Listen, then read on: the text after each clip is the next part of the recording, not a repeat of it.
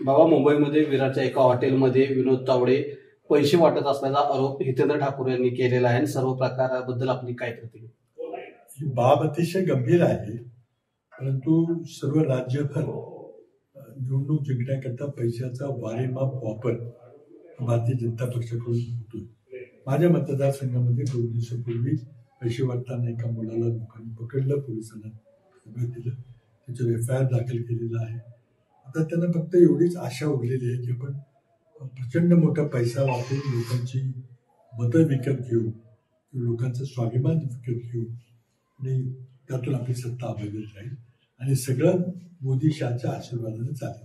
विनोद तावडेंना बदनाम करण्याचं षडयंत्र हे भाजपचंच आहे असेही हितेंद्र ठाकूर म्हणाले.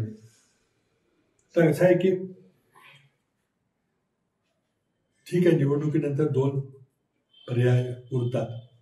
एकतर भारतीय जनता पार्टीचा पराभव होईल किंवा भारतीय जनता पार्टीला विजय होईल. पराभव झाला तर मग ते पराभवाचं खापर हे विनोद तावडेंच्या माथी फोडता येईल की त्या प्रकरणामुळं आम्ही हारलो.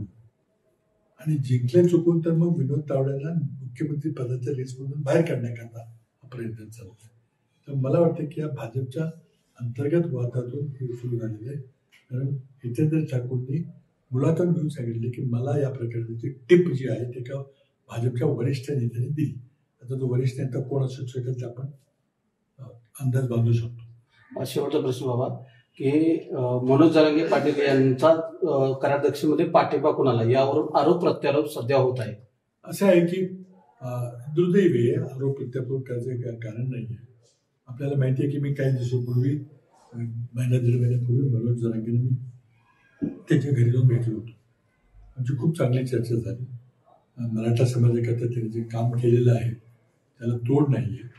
त्यांनीही मला पहिल्यांदा विधानसभेत आरक्षण मराठा समाज दिल्याबद्दल चर्चा केली, धन्यवाद दिले. पण या वादात न पडता 4 उमेदवारांनी सकल मराठा मोर्चाच्या वतीनं, अपक्ष म्हणून पण वतीनं अर्ज भरले होते. त्यांनी जरांगे पाटलांना ते भेटले आणि त्यांच्या सांगण्यावरून त्यांनी तो अर्ज परत घेतले आणि पत्रकार परिषदेतून मला पाठिंबा दिला, हे आपल्याला माहिती आहे. त्यामुळे या वादात मला पडायचं नाही आहे. पण एकच माहिती सांगतो की आज दुपारी 3:30च्या सुमारास मला स्वतः मनोज जरांगे पाटलांचा फोन आला. त्यांनी मला शुभेच्छा दिल्या आणि पुढच्या कालखंडामध्ये आपण एकत्र काम करूया, खूप काम करायचं मराठा आरक्षणाकरता. आणि मी पहिल्यांदा मुख्यमंत्री असताना 2014मध्ये मराठा समाजाला आरक्षण दिलं होतं. त्याची तरी आठवण काढली आणि आपल्याला हा लढा एकत्रपणे द्यायचा आहे, मराठा समाजाकरता काम करायचं आहे अशा भावना व्यक्त केल्या. मी त्यांच्या शुभेच्छाबद्दल त्यांचे मनपूर्वक धन्यवाद व्यक्त केले. त्याच्या पलीकडे मला जाऊन काही राजकारणात पडायचं नाही आहे.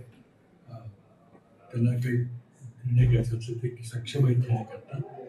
पण व्यक्तिगत रीतीने माझा दुपारी त्यांच्याशी बोलणं झालं.